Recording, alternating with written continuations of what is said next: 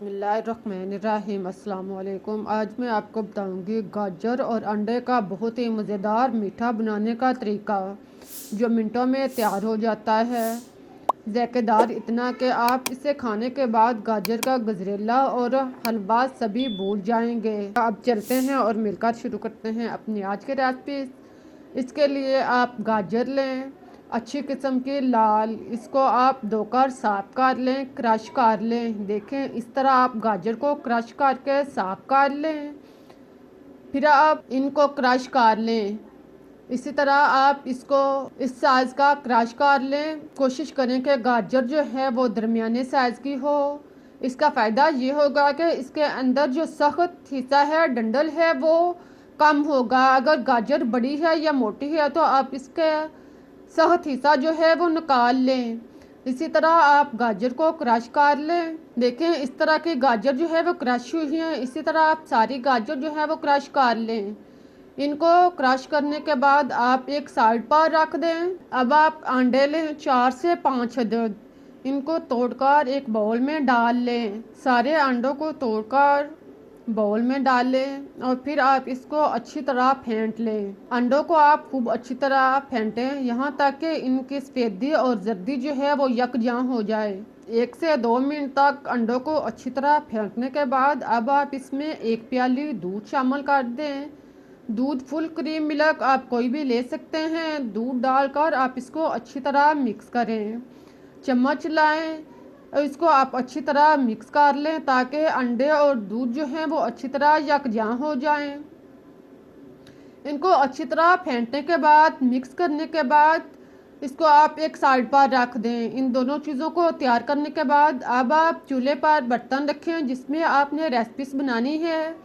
इसमें आप क्रश शुदा गाजरें डाल लें। गाजर डालने के बाद आप इसको चम्मच चलाएं और 1 से 2 मिनट के बाद आप इसको मिक्स करें। 1-2 मिनट के बाद आप चम्मच चलाती जाएं और इसको मिक्स करती जाएं।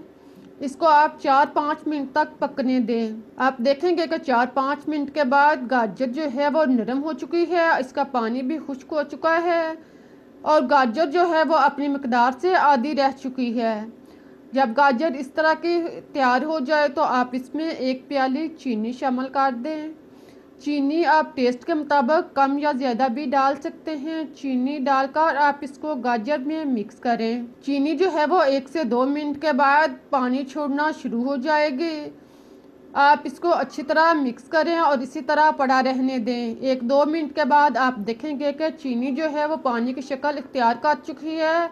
अब आप इसको मिक्स करें और इसके पानी खुश्क होने तक पकने दें। जब चीनी का पानी खुश्क हो जाए तो आप इसमें आधी प्याली देसी घी शामिल कर लें। देसी घी डालकर आप इसे मिक्स करें, चम्मच चलाएं और इसको आप 3-4 मिनट तक भून लें ताकि गाजर जो है वो अच्छी तरह भुन जाए, फ्राई हो जाए और इसका पानी भी खुश्क हो जाए। अब आप देखें कि गाजर जो है वो बिल्कुल हलवे की शक्ल में अख्तियार कर चुकी है और अपनी मकदार से ये आधी से भी कम रह चुकी है। इसमें आप सब्ज़ इलायची शामिल करें। इसका आप पाउडर भी बना सकते हैं या आप वैसे शामिल कर लें। सब्ज़ इलायची डालकर आप इसे मिक्स करें और इसे इतनी देर तक पकाएं कि घी जो है वो लग होना शुरू हो जाए और पानी जो है वो मुकम्मल तौर पर खुश्क हो जाए, गाजर अच्छी तरह भुन जाए, तैयार हो जाए। आप देखें गाजर जो है वो बिल्कुल नरम हो चुकी है, चटनी की तरह बन चुकी है, हलवे की तरह तैयार हो चुकी है।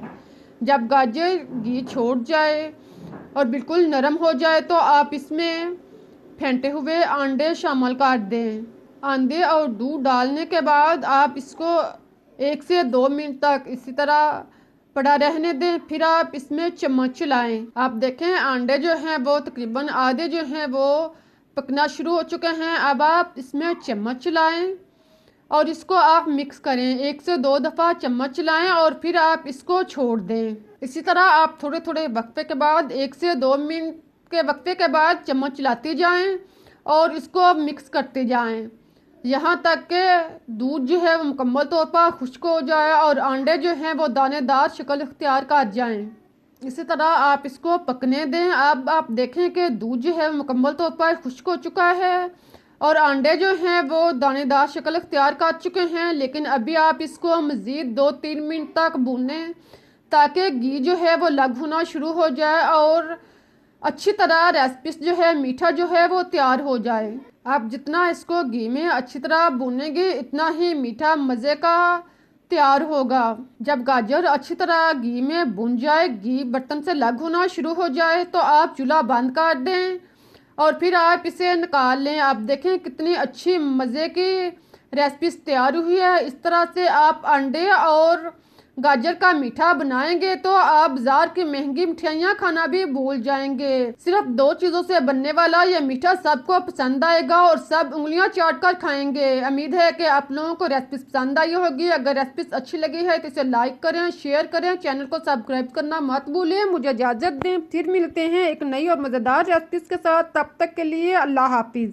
इस दवा के साथ कि जहाँ भी रहें खुश रहें, आबाद रहें, हंसते मुस्कुराते रहें।